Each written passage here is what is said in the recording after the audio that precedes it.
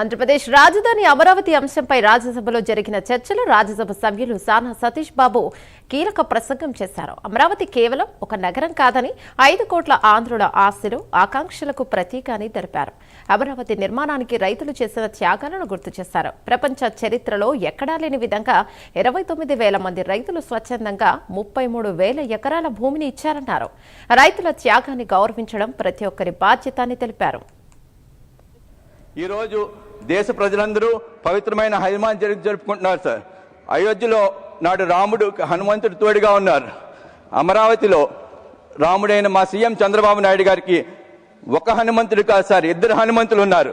ఒకరు పవన్ కళ్యాణ్ గారు అయితే మరొకరు యువ నాయకులు లోకేష్ గారు. ధర్మం కోసం జరిగిన యుద్ధంలో రాముడి మార్గంలో నడిచి శిక్షణ దేశ రక్షణ చేసిన ఆ హనుమంతుడైతే అమరావతి కోసం జరిగిన యుద్ధంలో మా రాముడి మాటే శాసనంగా మా 2 హనుమంతులు దుష్ట శిక్షణ రక్షణ కోసం పోరాడుతున్నారు సార్.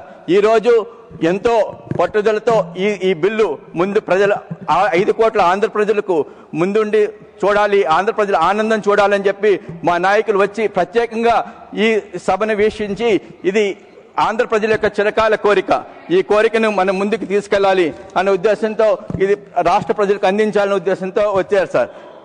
నిన్నటి అమరావతి గురించి ఒక చిన్న మాట సార్. నిన్నటి శాతవాహనుల వైభవం అమరావతి, నేటి చంద్రబాబు నాయుడు గారి సంకల్పం అమరావతి, నేటి విశ్వనగరం అమరావతి. జై